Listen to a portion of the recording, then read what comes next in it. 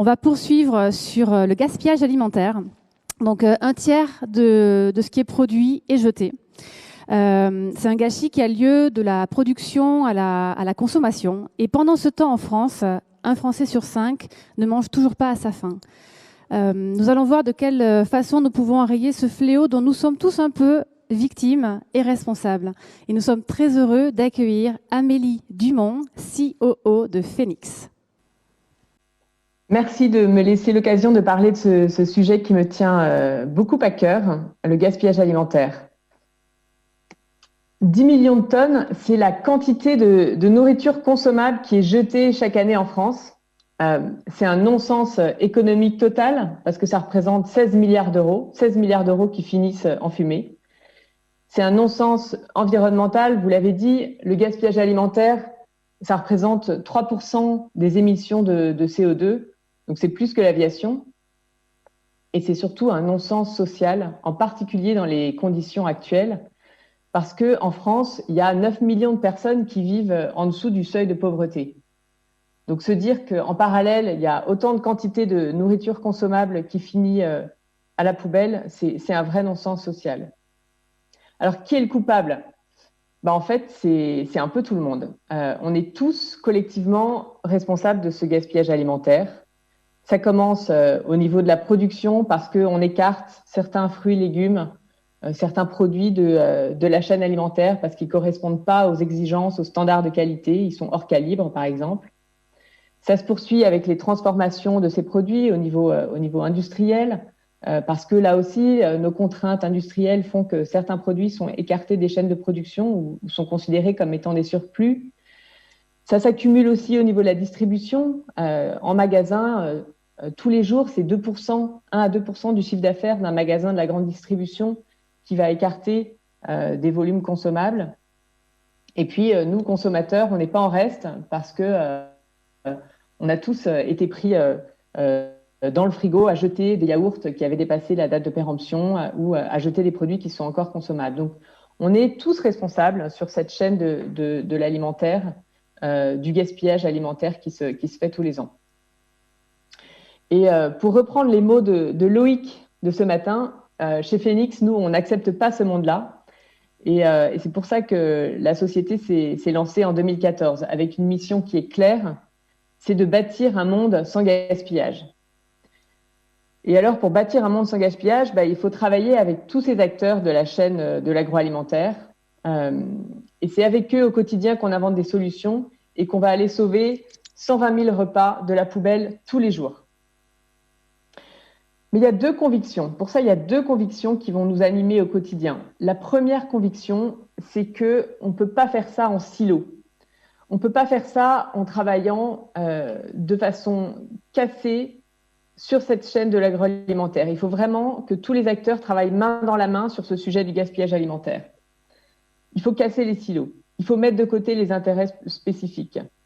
Donc, ça va commencer par l'amont, en travaillant avec les fournisseurs de la filière agricole, par exemple. Comment est-ce qu'on intègre la réalité de la filière agricole pour mieux anticiper les productions et, in fine, réduire les pertes et gaspillages? Comment on tient compte des saisonnalités? Ça se poursuit aussi dans la collaboration entre industriels et distributeurs pour anticiper les quantités de vente, anticiper les prévisions de vente auprès du consommateur. Parce que c'est en étant plus fin sur ces forecasts qu'on va pouvoir aussi ajuster les quantités produites et les flux qui vont permettre de réduire les invendus et les surplus. Quand on parle du consommateur, c'est important d'engager ce dialogue avec ce consommateur. C'est important de l'associer à ces démarches anti-gaspillage, de faire de la pédagogie, de lui montrer le dessous des cartes pour que les consommateurs se rendent compte aussi des impacts et des conséquences de leurs choix en magasin, de leur choix de consommation. Et puis, sur cette chaîne de valeur, sur cette chaîne de l'alimentaire, c'est inévitable qu'il y ait à un moment ou à un autre des surplus et des invendus. On ne peut pas faire autrement. On peut les réduire, mais on ne peut pas les éradiquer complètement. En revanche, ce qu'on peut faire, c'est les anticiper. C'est prévoir qu'il va y en avoir. Et du coup, c'est organiser ensemble les solutions qui vont permettre non pas de faire en sorte que ces surplus finissent en destruction, mais plutôt de les valoriser, de les orienter vers les bonnes filières pour qu'ils ne soient surtout pas jetés. Ça fait partie, nous, de la mission qu'on a chez Phoenix, c'est de faire travailler ensemble tous ces acteurs de l'agroalimentaire pour trouver des solutions conjointes. La deuxième conviction très forte qu'on a, c'est qu'il n'y a pas de solution miracle pour lutter contre le gaspillage alimentaire. Ça serait trop facile. Et en fait, il faut mettre en place un ensemble de solutions qui sont complémentaires pour espérer réduire complètement le gaspillage alimentaire. Par exemple, prenons l'exemple de nos actions auprès d'acteurs de la grande distribution, donc des supermarchés, des hypermarchés au quotidien. Nous, on va leur apporter des outils pour déjà repérer les produits qui vont arriver en date courte. Donc des produits qui s'approchent de leur date de péremption et qui, s'ils ne sont pas traités à temps, vont finir périmés en rayon ou vont finir à la poubelle, faute d'avoir trouvé les bonnes solutions. Donc nous, on va mettre dans les mains des équipes magasins des outils qui vont permettre d'identifier rapidement ces produits qui arrivent en date courte. Ensuite, on va leur trouver des solutions de valorisation pour réduire ce qu'on peut appeler la casse alimentaire, c'est-à-dire les produits qui sont écartés des rayons et qui finissent en destruction. Des solutions de valorisation, ça va être par exemple d'équiper les équipes magasins et les magasins de solutions de stickage pour qu'il y ait une seconde vie à ces produits en magasin qui soient revendus avec un taux promotionnel, par exemple, directement aux consommateurs en magasin.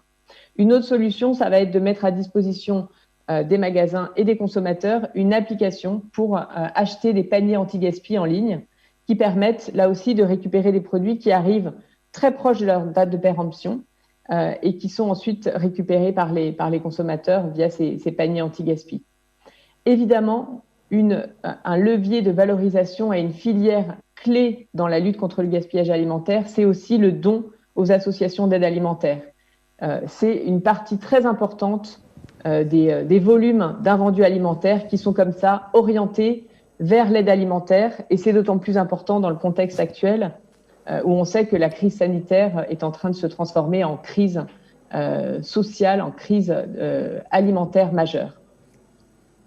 Une fois qu'on a mis tout ça en place, on peut déjà réduire de façon drastique le gaspillage alimentaire en magasin. Il va toujours en rester un petit peu. Et donc, on a un dernier filet de sécurité, on peut l'appeler comme ça, où on travaille avec des fermes, des zoos, qui vont, avec des solutions de valorisation animale, permettre de récupérer les invendus qui seraient pas passés, qui seraient toujours passés entre les mailles du filet des solutions précédentes. Donc voilà, c'est un exemple pour vous montrer que c'est un ensemble de solutions qui permet vraiment d'aller chercher le zéro déchet alimentaire. Et c'est possible dans un magasin. Nous, on travaille en France aujourd'hui avec, si on compte seulement les magasins des grandes et moyennes surfaces, de la grande distribution.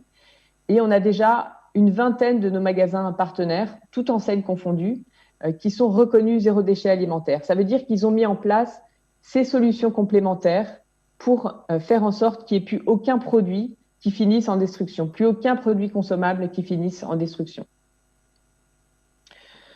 Voilà. Donc, pour reprendre les mots d'Olivia Grégoire aussi ce matin, c'est très important de mesurer l'impact. Nous, c'est ce qu'on fait au quotidien chez Phoenix, d'aider, d'accompagner nos partenaires agroalimentaires à mesurer l'impact du gaspillage alimentaire, à valoriser ce gaspillage pour faire en sorte qu'il n'y ait pas de destruction et à, in fine, le réduire, viser l'objectif du zéro déchet alimentaire.